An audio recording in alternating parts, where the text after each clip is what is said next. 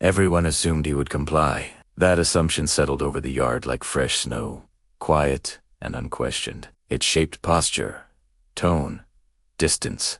It told everyone what came next before anything actually happened. Compliance was expected. Resistance was finished. The moment had already been filed away in their minds as resolved. The American stood where he was told to stand.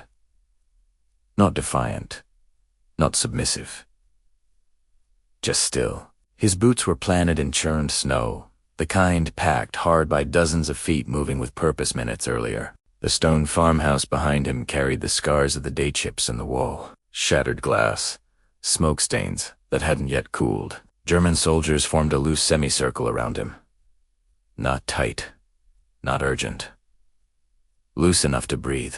Their weapons were present, but no longer dominant. Rifles rested at angles that suggested readiness had been replaced by routine. Some barrels pointed down. Others hovered somewhere between threat and habit. Behind the American, 4 of his countrymen knelt with their hands interlocked behind their heads. Their faces were blank in the way only trained men could manage, expressions locked down to prevent panic from showing through. Their rifles lay nearby, deliberately placed just far enough away to make a point. The Germans had decided the situation. An officer stepped forward, boots crunching once, 10 stopping.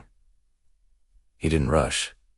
He didn't shout. His submachine gun came up smoothly and pressed into the American's stomach, firm and unambiguous, close enough that the American could feel the vibration of the weapon through his coat when the officer shifted his grip. The officer spoke in German, his voice sharp but controlled. It was an order, not a threat. The tone of someone who expected to be obeyed because obedience was the only reasonable option left. Everyone was watching for the same thing. Hands up. Weapon. Down. Head lowered. Compliance. The American didn't move. Not immediately. Not at all. He looked at the officer's face, then past him at the soldiers who had already relaxed, just enough to be human again. He saw what they were seeing. A man alone, disarmed in every way that mattered, surrounded by men who believed the decision had already been made for him. The officer repeated the order, irritation seeping into his voice now. He leaned in slightly, the muzzle pressing harder, confident that pressure would finish the conversation. The American exhaled slowly. He wasn't weighing courage against fear. That part had passed long before this yard. He wasn't calculating odds. He already knew them. What occupied his mind was something smaller and sharper. The shift in attention around him. The way eyes no longer tracked his hands with the same intensity. The way shoulders had dropped, just a fraction. They weren't ready anymore. They thought they didn't need to be. The American smiled. It was brief. Barely there. Easy to miss if you weren't looking directly at him. The officer noticed it anyway. Confusion flickering across his face before hardening into anger. This was not the response he had planned for. "What is this?" his expression seemed to say. The American laughed. It wasn't loud. It wasn't theatrical. It was a short, involuntary sound that slipped out before he could stop it, as if the absurdity of the moment had finally found a crack to escape through. In the cold air, it sounded wrong, out of place, unacceptable. The yard reacted instantly. Heads turned, brows furrowed. A few soldiers straightened, unsure whether to raise their weapons again or wait. The officer stiffened, his grip tightening, his authority suddenly questioned by something as small and human as laughter. He raised his voice, barked another command. This one edged with threat. The muzzle lifted slightly, no longer resting, but aiming. The American lifted his hands slowly. The movement was deliberate, controlled, palms open. Exactly what they expected to see. The officer's shoulders eased. Around them, weapons dipped another inch. Soldiers leaned back into what they believed was inevitable. The interruption had been corrected. Compliance had arrived after all. That belief lasted less than a second. The American's right hand closed around the grip of his submachine gun. The officer realized it at the same time the American moved. But realization and reaction were separated by a gap no one could cross in time. The weapon came up in a smooth, practiced motion. The laughter vanished. The yard erupted. The first burst of fire was so close it felt more like impact than sound. The officer fell where he stood, the certainty he'd been carrying evaporating before it reached the ground. Shock rippled outward, freezing everyone else in place just long enough to matter. The American pivoted, firing into the nearest cluster of soldiers, shouting for his men. The kneeling American surged forward, hands grabbing rifles, bodies rolling and rising in one desperate motion. Snow sprayed as bullets tore through it. Orders were shouted in 2 languages and obeyed in neither. The Germans tried to recover, but recovery requires structure, and structure had been built on an assumption that no longer existed. Some fired wildly, some hesitated, caught between disbelief and instinct. Others dropped their weapons entirely, hands rising faster than their minds could process what had gone wrong. The American kept moving. He did not stay in one place long enough to be targeted. He didn't slow down. He didn't give the moment back. The fight ended as quickly as it began. When the last shots faded, the yard was transformed. Bodies lay where certainty had stood seconds earlier. Wounded men cried out.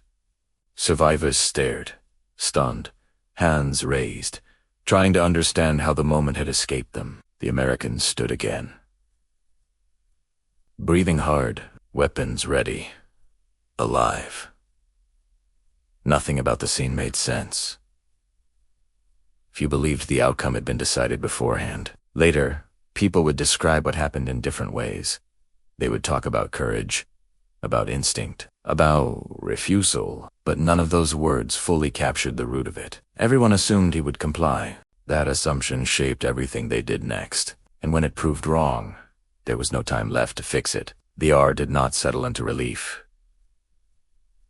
It stiffened. Men moved again, but differently now.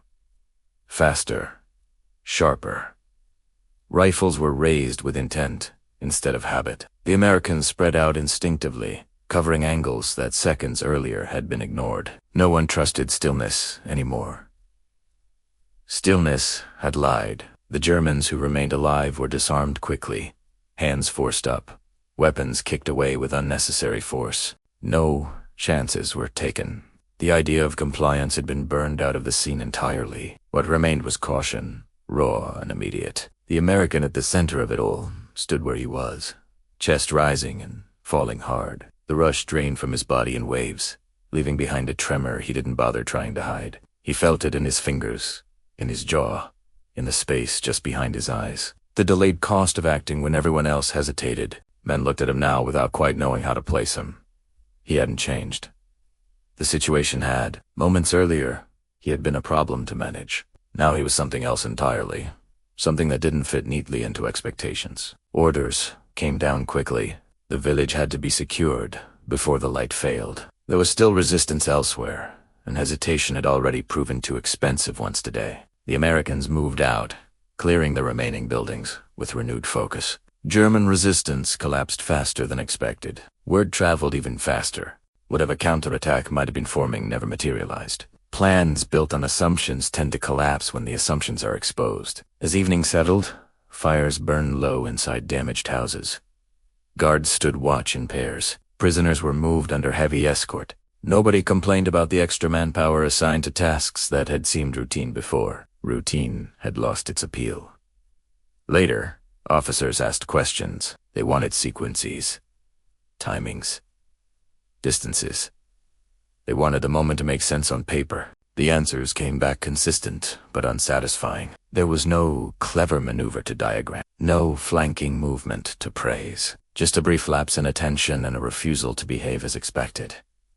The story spread quietly through the unit, not as a boast, as a warning. Don't assume. Don't relax. Don't decide for someone else how the moment will end. The American didn't correct anyone's retelling.